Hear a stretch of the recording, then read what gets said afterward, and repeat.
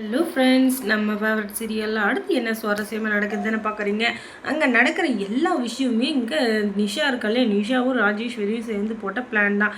இவ்வளோ நாளாக யார் கண்ணிலுமே படாத இருந்தால் இந்த இவங்களை ரேணுக்காவை எப்படியோ கண்டுபிடிச்சிடறாங்க. இதுதான் நல்ல சந்தர்ப்பம் அப்படின்னு சொல்லிட்டு அப்பப்போ நம்ம விஜயோட கண்ணில் படுற மாதிரி செஞ்சுட்ருக்காளுங்க. எப்படி இதெல்லாம் அவங்களுக்கு தெரிஞ்சுன்னு பார்த்தீங்கன்னா, ஆமாங்க, இந்த சாக்கை வச்சு தான் எப்படியாச்சும் விஜயும் மல்லியும் பிரிக்கணும் அப்படின்றதுக்காக இவங்க ரெண்டு பேரும் இப்படியெல்லாம் பிளானை போட்டுங்கிறாளுங்க. சரி, இவளுக்கு பிளானை போட்டாலும் அது நடந்துருமா? நம்ம விஜய் மனசு வைக்கணும்ல. நம்ம விஜய் மனசு வைக்காம எதுவுமே நடக்காது. அது நமக்கே தெரிஞ்ச விஷயம் தானே.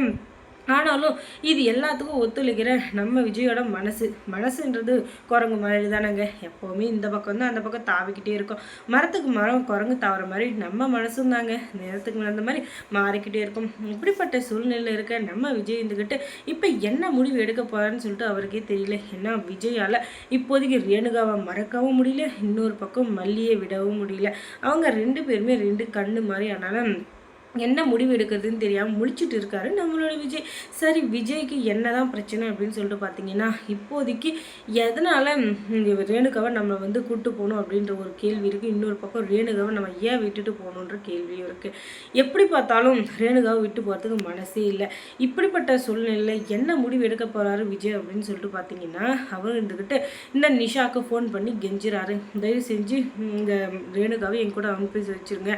ரேணுகா எதுக்காக இங்கே வந்தா, எப்படி வந்தான் அப்படின்னு எனக்கு தெரியாது. ஆனால் நீ தான் இதுக்கு பின்னாடி இருக்கன்னு எனக்கு நல்லாவே தெரியும். ஏன்னா இந்த மாதிரி கேவலமான வேலையை நீ தான் பார்க்கணும். அப்பாடா, எப்படியோ கண்டுபிடிச்சிட்டுக்கிறீங்களே, சந்தோஷம் அப்படின்னதும் நான் எப்படி கண்டுபிடிச்சேன் அப்படின்னு சொல்லிட்டு நிஷா சொல்லிட்டு இருக்கா. அந்த அடியால் வந்தான் இல்லையா, அது எல்லாமே அவனோட பிளான் தான். நான் சொல்கிற வரைக்கும் ரேணுகாவை அங்கே வச்சிரு, அதுக்கப்புறமா மற்ற பிளானை பார்த்துக்கலாம். அவள் கஷ்டப்பட்டாலும் பரவாயில்ல, என்ன பண்ணாலும் பரவாயில்ல, அதை பற்றி எனக்கு கவலை இல்லை. அவங்க வீட்டோட மொத்த சொத்தும் எனக்கு வேணும். அதனால தான் அவள் செத்துட்ட மாதிரி நாடகம் ஆடி இப்படியெல்லாம் பண்ணிகிட்டு இருந்தேன். ஆனால் அவள் சாவாமல் உயிரை வாங்கிட்டு இருந்தான். ஆனாலும் இதுலேயும் ஒரு நல்லது இருக்குது அப்படின்னு சொல்லிட்டு தான் இவ்வளோ நாளாக அவளை மறைச்சி வச்சுட்டு இருந்தேன். அது மூலியமாக ரேணுகா என்னை நீங்கள் கல்யாணம் பண்ணிக்கிட்டு அந்த சொத்து பத்து எல்லாத்தையும் அனுபவிக்கணும்னு பார்த்தேன். ஆனால் நீங்கள் பொண்ணு பார்த்துட்டு அந்த ரேணுகாவை தான் கல்யாணம் பண்ணிக்கணும்னு சொல்லிட்டீங்க. என்னதான் அவள் என்னுடைய அக்காவாகவே இருந்தாலும் என்னுடைய சந்தோஷத்துக்கு இடைஞ்சலாக வந்தால் அவளை நான் சும்மா விடுவேன்னா. அதனால தான் அவள் தற்கொலை பண்ணிக்கிட்ட மாதிரி ஒரு சீனை கிரியேட் பண்ணி அந்த இடத்துல ஒரு இதை பண்ணோம். ஆனாலும் இப்போ ரேணுகா உயிரோடு இருக்கிறதுக்கு காரணம் நான் தான். ரேணுகாவை இவ்வளோ நாள் அந்த இடத்துல பிச்சை எடுக்க வச்சுருந்தேன். அவளுக்கு மனநிலை சரியில்லாதனால அவளை என்னைக்காச்சும் ஒரு நாளைக்கு ஆட்டத்துக்குள்ளே கொண்டு வரணும் அப்படின்னு சொல்லிட்டு நானும் வெயிட் பண்ணிட்டு இருந்தேன். அந்த நாள் இன்னைக்கு தான் வந்துச்சு அப்படின்னு சொல்லிட்டு இவ திமுறா பேசிகிட்டு இருக்கா. உனக்கு எவ்வளோ திமுரு இருந்தால் இப்படிலாம் வேலையை பார்த்துருப்பேன் அப்படின்னு சொல்லிட்டு நம்ம விஜய் கேட்க, ஓஹோ, அதுவே நீங்கள் இப்போ தான் கண்டுபிடிச்சிங்களா? சரி சரி, நீங்கள் கண்டுபிடிச்சாலும் சரி கண்டுபிடிக்கலனாலும் சரி அதை பற்றி எனக்கு கவலை இல்லை. ஆனால் நான் சொல்கிறத நல்லா கேளுங்க. இப்போ நீங்கள் இந்த நிமிஷம் கூட என் கழுத்தில் தாலி கட்டுறேன்னு சொன்னீங்கன்னா இப்போவே நான் அந்த நிஷாவை அந்த ரேணுகாவை எங்கேயாச்சும் அமுச்சு வச்சிடறேன். இல்லைன்னு வச்சுக்கோங்களேன், அந்த ரேணுகா கடைசியில் உங்களுக்கு பிரச்சனையாகவே தான் இருப்பா. அவள் மனநிலை சரியில்லைன்னு மட்டும் நினைக்காதீங்க. அவள் சரியான சைக்கோ. இப்போ இருக்கிற சூழ்நிலைக்கு அவங்கள கொன்று தின்னாலும் தின்றுவானா பார்த்துக்கோங்களேன். அந்த அளவுக்கு ஒரு பைத்தியம் முத்தி போய் இருக்கா. அவளுக்கு பழசு எதுவுமே ஞாபகம் இல்லை. அத்தனை அடுக்கு மாடியிலேருந்து கீழே விழுந்தா என்ன ஆகும்? மூளை குழம்பி மண்டை செதிரி உயிருக்கு போராடுற நிலைமையில இருந்தா அவளை காப்பாற்றி இவ்வளோ நேரம் பத்திரமா வச்சுருந்தோம் பார்த்தியா, அதுக்கே நீ எங்களுக்கு நன்றி சொல்லணும். ஆனால் அதை பற்றியெல்லாம் நான் கவலைப்பட மாட்டேன். ஏன்னா நீ ஒரு நன்றி கெட்டவன் எனக்கு நல்லா தெரியும்.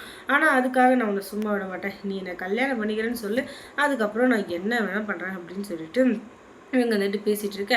என்ன பேசிகிட்டு இருக்க நீ? எனக்கு ஏற்கனவே ரேணுகா மனைவி.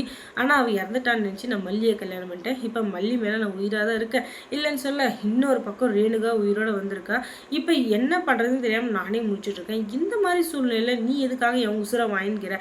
உனக்கு அறிவே இல்லையா? இப்போ நான் இவங்க ரெண்டு பேரோட வாழ்கிறதா இல்லை உள்ளே கல்யாணம் பண்ணி வச்சுட்டு 3 பேரையும் ஒரே வீட்டில் வச்சு நான் டூரிஸ்ட் ஃபேமிலியை வச்சுன்னுக்கிறேன். இங்கே மாதத்துக்கு ஒரு வாட்டி உன்னை ஒரு ஊருக்கு, இவ்வளோ ஒரு ஊருக்கு, அவ்வளோ ஒரு ஊருக்கு கூட்டு போகிறதுக்கு ஒழுங்கு இதே ஃபோனை வச்சுட்டு அப்படின்னு சொல்லிட்டு கேவலமாக திட்டி ஃபோனை வச்சிடறாரு.